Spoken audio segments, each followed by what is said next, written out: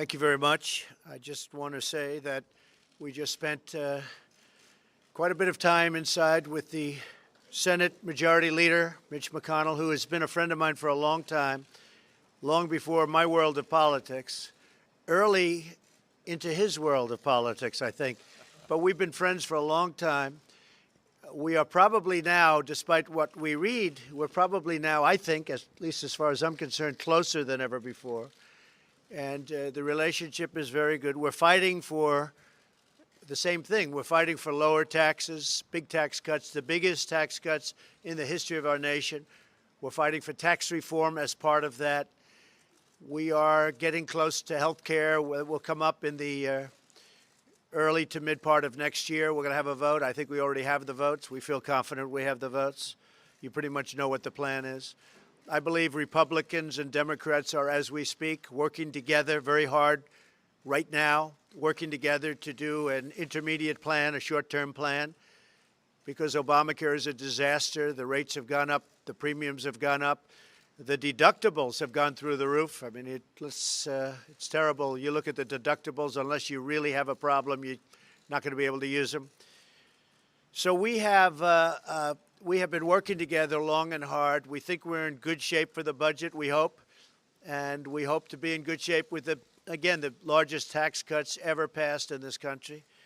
It's going to spur business. You look at other countries, what they've done, and we're competing with other countries. When China's at 15%, when I hear that Ireland is going to be reducing their corporate rates down to 8% from 12%, but you have other countries also reducing. We can't be at 35% and think we're going to remain competitive in terms of companies and in terms of jobs.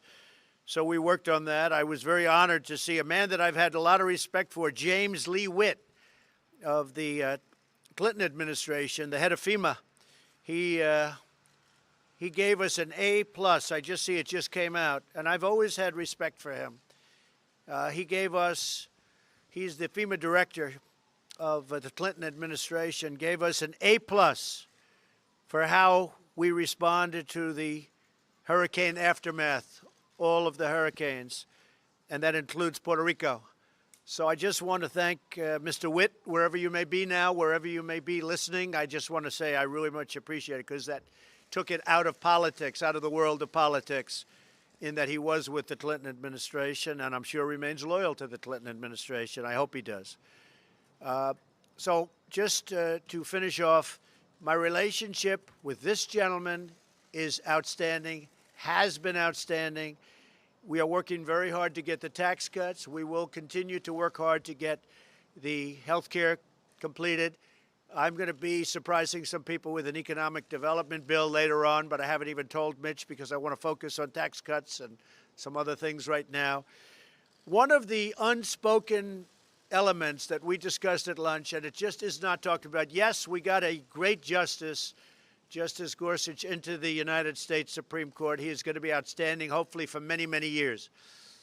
But something that people aren't talking about is how many judges we've had approved, whether it be the Court of Appeals, circuit judges, whether it be district judges. We have tremendous right now under review.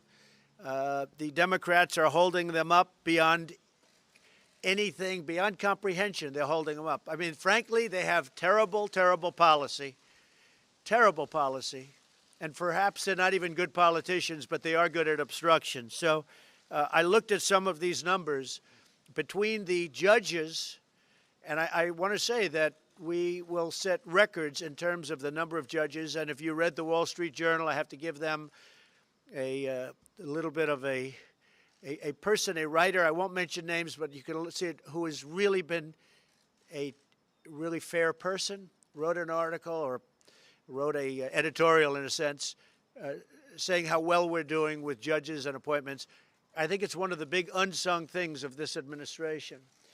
In addition to the fact that we have had a lot of legislation passed on the VA and lots of other things.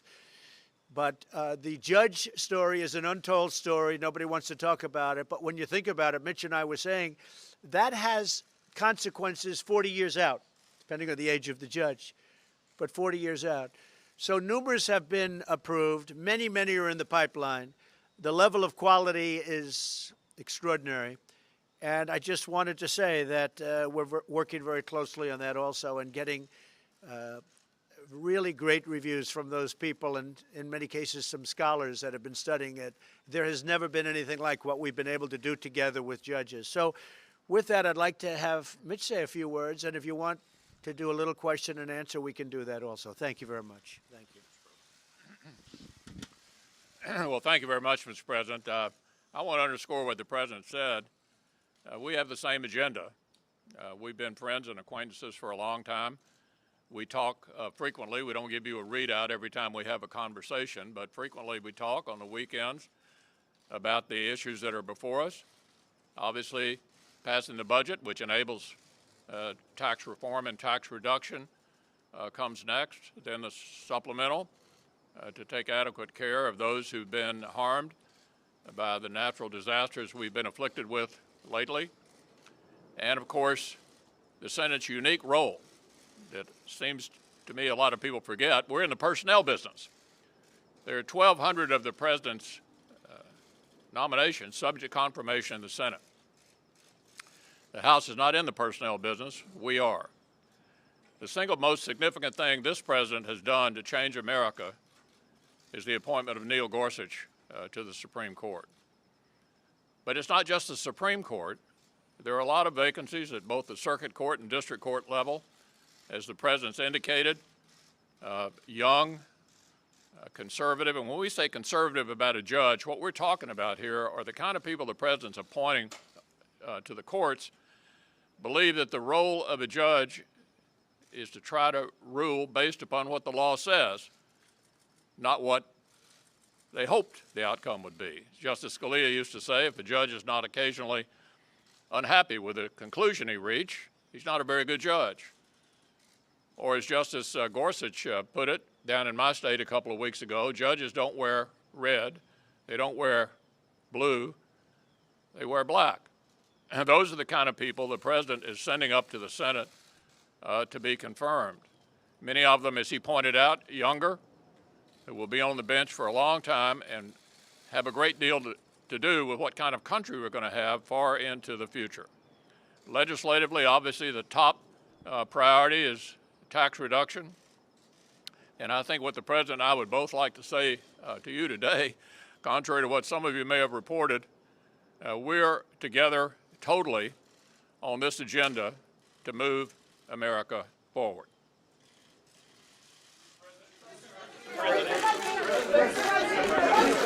John? Mr. President, in terms of the timetable for tax reform, the Speaker of the House, Paul Ryan, has said he wants to get it done by the end of this year. He would make the House stay through the Christmas break in order to get it done. And the Senate Majority Leader has said we'll get it done this Congress. Would you be okay if tax reform were not passed until next year as opposed to this year? Well, I would like to see it be done this year, John. I would like very much to see it be done this year. So we won't go a step further. If we get it done, that's a great achievement. But don't forget, it took years for the Reagan administration to get taxes done. I've been here for 9 months, a little more than 9 months. I can say the same thing for health care. If you look at Obama, first of all, you look at Clinton, they weren't able to get it done. You look at other administrations, they weren't able to get it done. President Obama, after a long period of time, was able to finally push it through, but push through something that's now failed, really failing badly.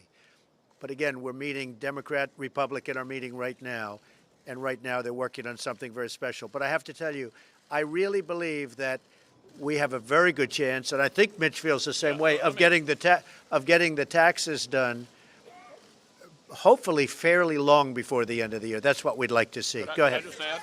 Yeah, let me just add to what the President said. The goal is to get it done this calendar year. But it is important to remember that Obama signed Obamacare in March of year 2. Obama signed Dodd-Frank in July of year 2. We're going to get this job done, and the goal is to get it done by the end of the year. Mr. President? Mr. President? And just to finish up for Mitch, and we're 9 months, right? So we could have a long way to go, but that's okay. Yes. Thank you. Question one, do you still have confidence in Representative Tom Marino to be your drug czar? And on health care, in a recent tweet, you said, the only problem I have with Mitch McConnell is that after hearing repeal and replace for 7 years, he failed. that should never have happened. Do you still think Well, he let's failed? Do you go, have let's go to the confidence in second tax part of your reform? question with Mitch. Again, we've been doing health care for really 7 months, and probably 6 months if you think about it, because we started in probably a total of 6 months. Others were 2.5 years and much more than that. Others were 8 years and they didn't get it passed. This man is going to get it done, okay? And I think get it done long before anybody else, and I think it's going to be a great health care. As far as Tom Marino, so he was a very early supporter of mine, the great state of Pennsylvania. He's a great guy. I did see the report. We're going to look into the report. We're going to take it very seriously because we're going to have a major announcement probably next week on the drug crisis and on the opioid massive problem. And I want to get that absolutely right. This country, and frankly, the world has a drug problem. The world has a drug problem, but we have it, and we're going to do something about it. So I'm going to have a major announcement on that problem next week. We're going to be looking into Tom. Thank you, Mr. President. Trey Yanks with One American News. I'd like to ask you, do you support the plan by people who previously served in your administration, such as Steve Bannon, to primary Republican candidates in the 2018 elections who do not support your agenda? Well, I have a very good relationship, as you know, with Steve Bannon. Steve's been a friend of mine for a long time. I like Steve a lot. Steve is doing what Steve thinks is the right thing. Some of the people that he may be looking at, I'm going to see if we talk him out of that because, frankly, they're great people. What Mitch will tell you is that maybe with the exception of a few, and that is a very small few, I have a fantastic relationship with the people in the Senate and with the people in Congress. I mean, I have with our House of Representatives. I have a great relationship with political people. If you read the papers, you think I'm like on one island and they're like on the other. Well, it's not the way it is. We have a fantastic relationship. I'm friends with most of them, I can say, and I don't think anybody could have much of a higher percentage, but I'm friends with most of them. I like and respect most of them, and I think they like and respect me. Just so you understand, the Republican Party is very, very unified. When we get things approved, we have to go through hell because we have no Democrat support. We have nobody. We don't have a vote from the Democrats. As an example, massive tax cuts. We may not get any Democrat votes. Now, we also may get 3 or 4. But we may get no for massive tax cuts. We're the highest tax country in the world. And yet we may get no Democrat support. And that's because they're obstructionists. And they just basically want us to do badly, but that's not going to happen. Yes, go ahead.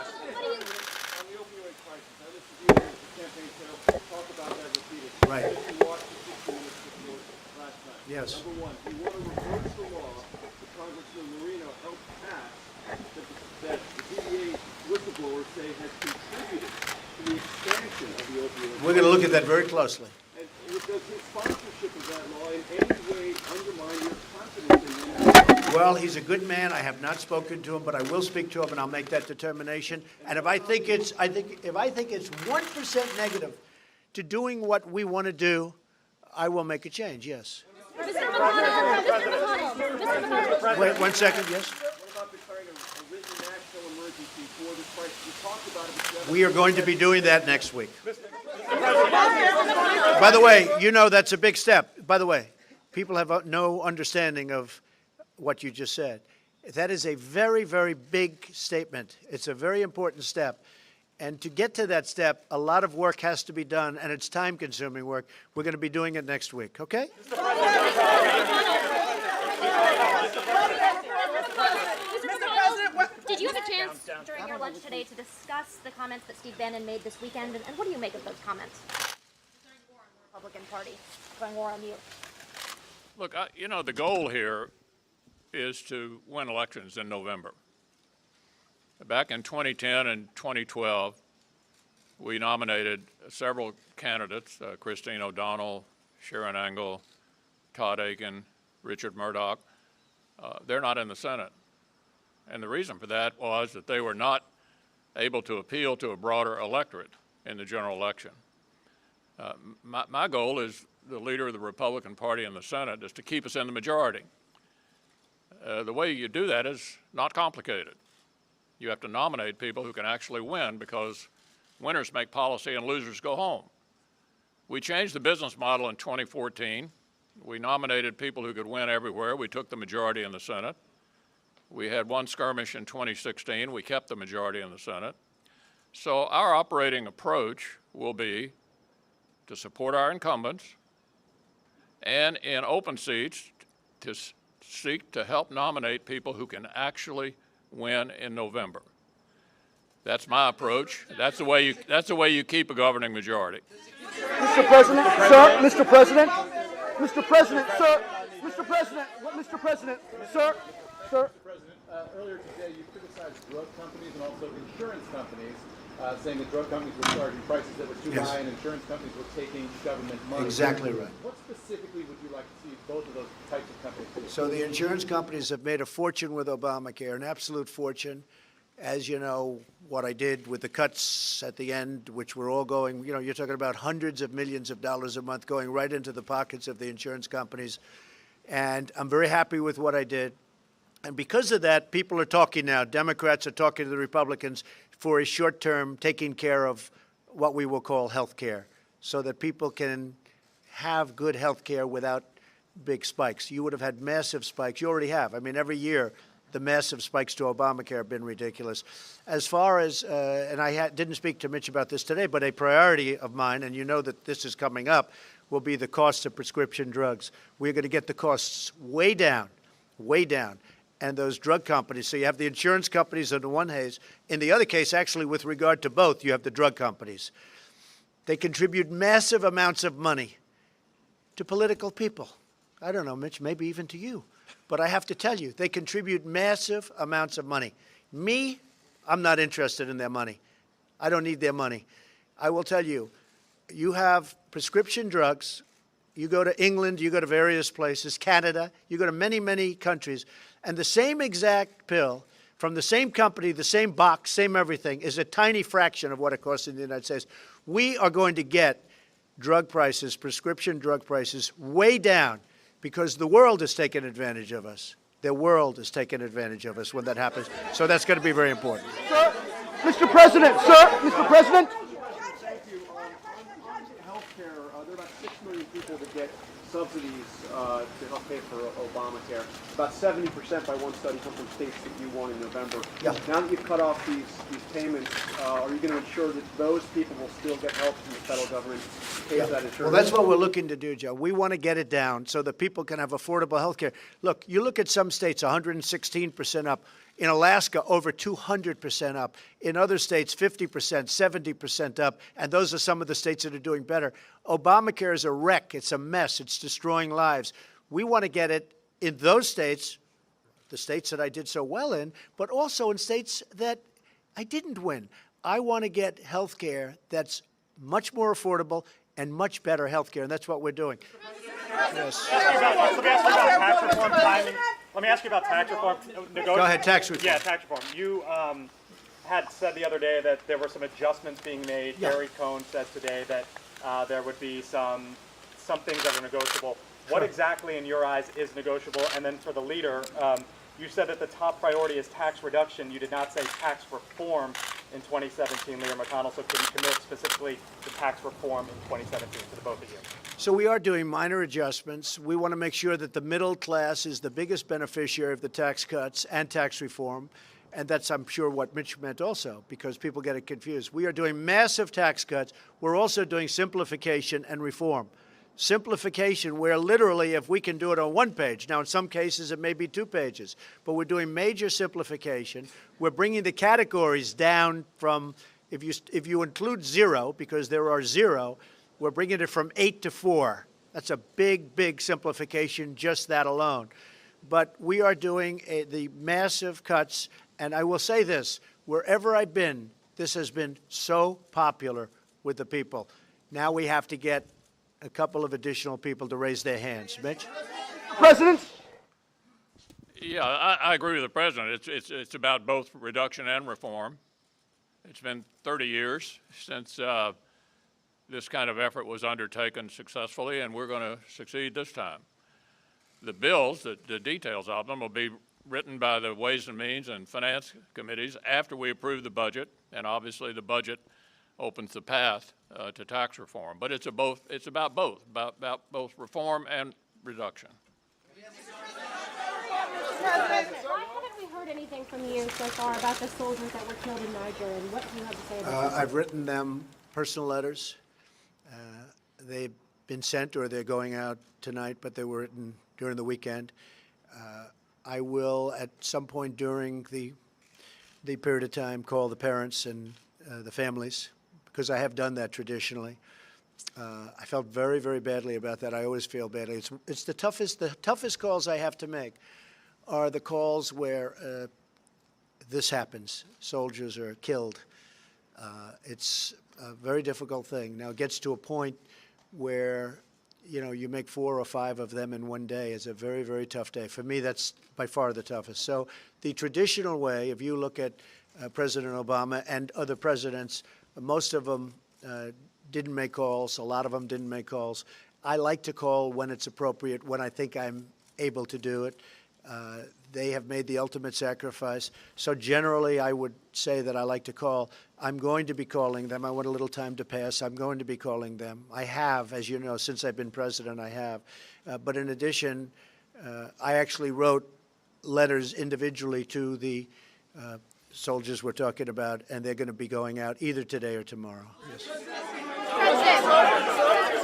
Thank you, Mr. President. General Kelly said on just last week that you believe that Cuba could stop the attacks against Americans. Do you believe then that Cuba is? I think Cuba do you knew believe about Cuba it. is Sure. responsible? I do believe Cuba is responsible. I do believe that, and it's a very unusual attack, as you know. But I do believe Cuba is responsible. Yes. Thank you, sir. Mr. President, Roy Moore down in Alabama has said that he believes homosexuality should be illegal and that Muslims should be barred from serving in the U.S. Congress. What makes you comfortable with someone with those beliefs serving in the U.S. Senate? And the same question to you, Mr. Leader. Well, I'm going to be meeting with Roy sometime next week, and we're going to talk to him about a lot of different things, but I'll be meeting with him. He ran a very strong race. The people of Alabama, who I like very much, and they like me very much, but they like Roy, and we'll be talking to him, and I can report to you then. Okay? Mr. President, sir. Mr. President. Mr. President, sir. Go ahead. Mr. President, thank you. This is a question for you and for Leader McConnell. Following up on your comments on judges, one of the issues outstanding right now is whether the Senate Judiciary Committee will keep its edition of blue slips. And I'm wondering what your position is, Mr. President, and what your position is, Leader McConnell, since, you know, this is the tradition that right now gives Democrats leverage over the appointments. I can give you my position. The blue slip, for those of you who are not familiar with it, is a custom determined by the chairman of the Judiciary Committee. And Senator Grassley can give you his view of how he views this. I'll give you my view. My view is that a blue slip on a circuit judge is simply a notification of how you're going to vote. To conclude otherwise would have left us in the following position at the beginning of this Senate. 48 Democratic senators would have been able to blackball 62% of the circuit judge nominees. That's simply not a tenable place to land in a Senate that now deals with judges with a simple majority. So my own personal view is that a blue slip on a circuit judge should simply be a notification of how you intend to vote. I mean, we can talk blue slips, but my attitude is I just want really capable people going to the courts. Peter? Mr. President, in 2012, you tweeted that Obama's complaints about Republicans stopping his agenda are BS, in your words, since he had full control for 2 years. You wrote, he can never take responsibility. But today you said about some of the challenges right now in Congress and in Washington, I'm not going to blame myself. I'll be honest, they're not getting the job done. So what's different then than now? Well, let me just explain what's different. We have nominations pending right now, and we have 182 approved. If you look at this, the number that he had approved was 65% and 70%, and we have 39%. They're holding up every single nomination. Schumer and the group are holding up every single nomination. They are obstructing. They're doing, it's really what, I'm telling you, they're not good politicians, but they're very good at obstruction. They are holding up every single nomination. And I will tell you, Peter, it's not right. It's really not right. They'll bring them right out to the end, that last minute. What they're doing is unfair. So you look at even Bush, you look at Obama, you look at Clinton, and you look at Bush original, you have 389 versus 182. These are approvals. You look at Clinton, 357 versus 182. You look at President Obama, 364 versus 182. These are nominations approved, and what they're doing to us. We have unbelievable people in there waiting to be approved. They've been waiting for a long period of time. Now, I do believe that Mitch is going to start pushing them very hard, and he can do that, and he wants to do that. He also wants to get the judicial nominations through, and he wants to get them through fast, too.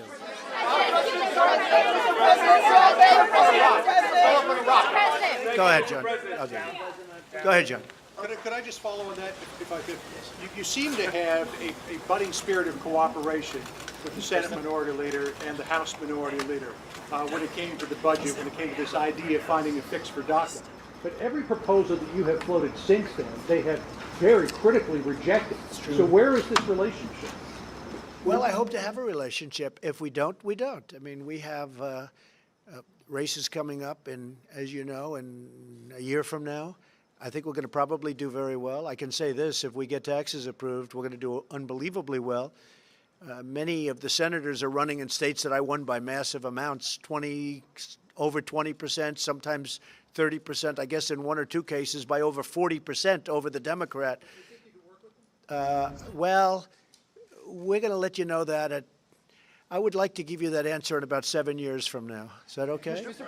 President, sir. Meaning 1 + 7. I hope to be, John, I hope to be able to, because I like the concept of bipartisan. But right now they are doing nothing but obstructing. And really, you know, if you think about it, they're against major tax cuts that's going to make our country stronger and more competitive. That's a hard thing to win an election on. And I believe that some Democrats will be voting for us when it comes to the tax cuts. Mr. President, sir. What about this economic development bill that you mentioned? I'm going to be proposing an economic development bill in the not-too-distant future. I want to get tax cuts obviously done first, maybe even the health care, but I think somewhere either in between or shortly thereafter, I'm going to be developing an economic development bill that will put us so far ahead of other countries, you will not even believe it. That'll be very important. Mr. President, sir. Mr. President, sir. Thank you, Mr. President. Last week, your administration made two major announcements on rolling back the Iran deal and getting rid of the cost-sharing reductions as part of Obamacare. And a lot of criticism has been leveled at your administration, saying that really all you're doing is— And a lot of praise. Fair enough, sir. Rolling back, a lot of what you're doing is simply rolling back everything your predecessor accomplished. Is there a single policy of your predecessor that you specifically do not want to touch, sir? Well, we're very opposite in terms of incentives and incentives for jobs and other things. And if you look at what's happened, we just hit a new high today again in the stock market. We've picked up, Mitch, it's as of this moment, $5.2 trillion in stock market value. We have the lowest unemployment rate in, I believe it's almost 17 years. We're doing well. We're going to be doing immigration work that's going to be outstanding, and we're going to have people coming into our country based hopefully on a merit system, not just coming in randomly, but they're going to be coming in based on a merit system where they can help us, because I have companies moving into this country. You saw what happened with the automobile industry last week with 5 major plants. We have companies pouring back into this country for the first time in anybody's memory. We are actually going to be fairly soon at a point where we're going to need workers.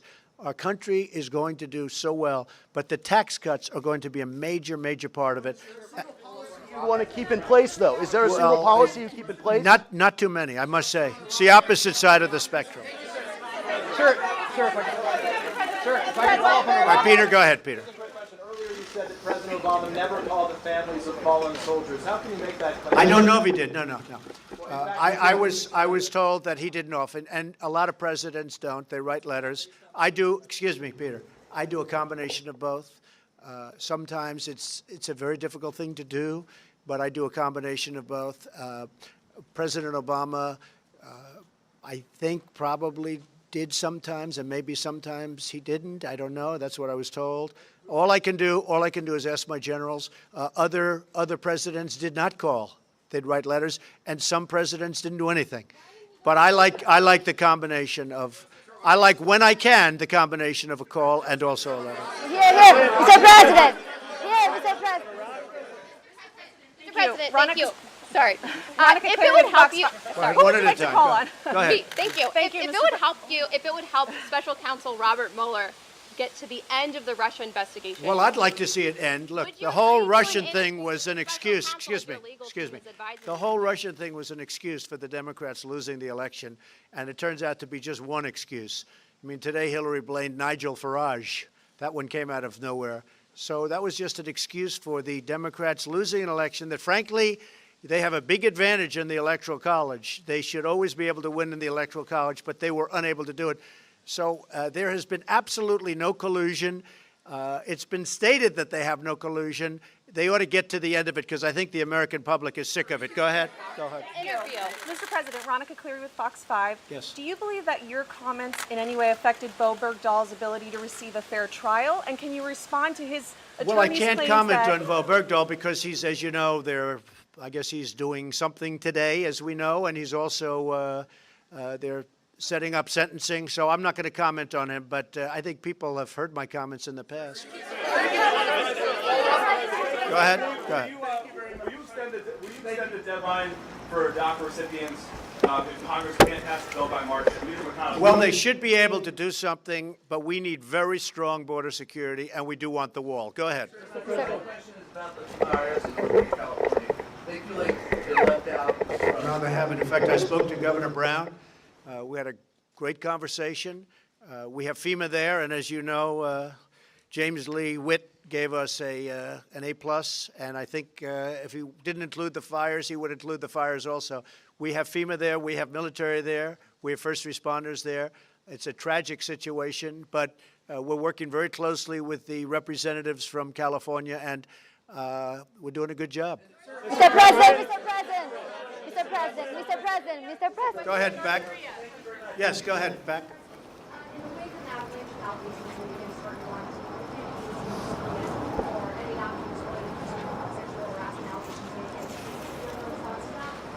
All I can say is it's totally fake news. It's just fake. It's fake. It's made up stuff, and it's disgraceful what happens. But that happens in the world of politics. John. Mr. President, on the wall, are you going to insist that we must have wall funding before you sign something for the Dreamers or spending for the rest of the year? Our country needs a wall.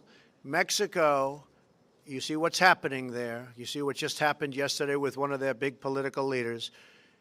Mexico is not doing particularly well when it comes to the kind of thing that we have great interest in. Drugs are pouring across our border. We're stopping it, but we need a wall to really stop it. We need a wall in this country. You know it. I know it. Everybody knows it. We have to have a wall, so that's going to be part of it. Yeah. President. Can somebody else get Well, the Puerto Rico situation is so, because as you know, I think, well, that's according to the Clinton administration's head of FEMA. It's been outstanding. Puerto Rico is very tough because of the fact it's an island, but it's also tough because, as you know, it was in very poor shape before the hurricanes ever hit. Their electrical grid was destroyed before the hurricanes got there. It was in very bad shape, was not working, was in bankruptcy, owed $9 billion. And then on top of that, the hurricane came. Now, you're going to have to build a whole new electrical plant system. We're not talking about generators. You know, Puerto Rico now has more generators, I believe, than any place in the world. There are generators all over the place. The fact is, their electrical system was in horrible shape before and even worse shape after. So we are working right now. As you know, relief funds were just approved and are in the process of being approved by Congress. And that includes Texas, by the way. That includes Florida. And it also includes Puerto Rico, the U.S. Virgin Islands, et cetera. But it was in really bad shape before. We have done, I will say this, we've delivered tremendous amounts of water. Then what you have to do is you have to have distribution of the water by the people on the island. So we have massive amounts of water. We have massive amounts of food. But they have to distribute the food, and they have to do this. They have to distribute the food to the people of the island. So what we've done is we now actually have military distributing food, something that really they shouldn't have to be doing. But if you look at the governor, who's a good man, by the way, but you look at the governor of Puerto Rico, he himself has said we've done an outstanding job, and most people have said we've done an outstanding job. But Puerto Rico is a very tough one. Yes, go ahead. The 20-week abortion ban bill, how important is this bill to you, and what are you doing to work with Leader McConnell to make sure this gets to the Senate? Well, I'll let Mitch. You want to talk about that, Mitch? Was the question about the 20-week? Yeah, well, it's supported by virtually all of my members, and we expect to have a vote on it at some point. Mr. President, quick follow-up. Mr. President, quick follow-up, sir. Sir, quick follow-up. Traveling to South Korea, going to militarized zone. There are those who believe this would be the worst time to do that because it would be viewed as provocative. How do you view what you're trying to accomplish in South Korea? Do you intend to go to the DMZ? Well, I'll be going, as you know, to South Korea, to China, to Japan, to Vietnam for the summit. We have a big economic summit there. I may be going to the Philippines also. We've been invited. We've been invited to the Philippines, so I may be going to the Philippines. And I look forward to all of them. We haven't set the details as of this moment. We'll take a look at that. I didn't hear in terms of provoking, but we will certainly take a look at that. Mr. President. Thank you, sir. A quick follow-up on an earlier question to Sarah. You discussed the special counsel and the investigation currently. Are you considering firing Robert Mueller? No, not at all. And one quick follow-up on Iraq, sir. On Iraq, the Kurdish forces and Iraqi forces last night were clashing in northern Iraq. Are you concerned about a larger conflict in the region while U.S. forces are still advising on the ground? We don't like the fact that they're clashing. We're not taking sides, but we don't like the fact that they're clashing. Well, let me tell you, we've had for many years very good relationship with the Kurds, as you know, and we've also been on the side of Iraq. Even though we should have never been in there in the first place, we should never have been there. But we're not taking sides in that battle, John. In an interview earlier today, Hillary Clinton said that she did not believe that players taking a knee in the NFL was about disrespecting the flag. Complete odds with the way that you have portrayed this. You fired back in a tweet saying you hope that she runs again in 2020. Why? Oh, I hope Hillary runs. Is she going to run? I hope. Hillary, please run again. Go ahead. So she's at odds with you over whether or not this is disrespecting the flag. Is she right or is she wrong? I think she's wrong. Look, when they take a knee, there's plenty of time to do knees and there's plenty of time to do lots of other things. But when you take a knee, well, that's why she lost the election. I mean, honestly, it's that thinking. That is the reason she lost the election. When you go down and take a knee or any other way, you're sitting, essentially, for our great national anthem. You're disrespecting our flag, and you're disrespecting our country. And the NFL should have suspended some of these players for one game. Not fire them, suspended them for one game. And then if they did it again, it could have been 2 games and 3 games, and then for the season. You wouldn't have people disrespecting our country right now. And if Hillary Clinton actually made the statement that in a form sitting down during the playing of our great national anthem is not disrespectful, then I fully understand why she didn't win. I know, I mean, look, there are a lot of reasons she didn't win, including the fact that she was not good at what she did. But I will tell you, that is something that I had just heard about, and I think that her statement in itself is very disrespectful to our country.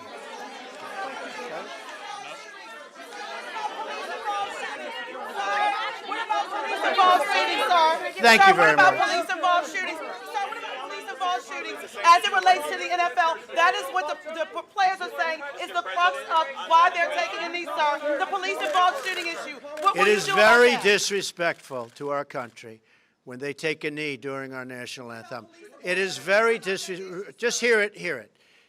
It is very disrespectful to our country when they take a knee during the national anthem, number one. Number two, the people of our country are very angry at the NFL. All you have to do is look at their ratings and look at their stadiums. You see empty seats where you never saw them before.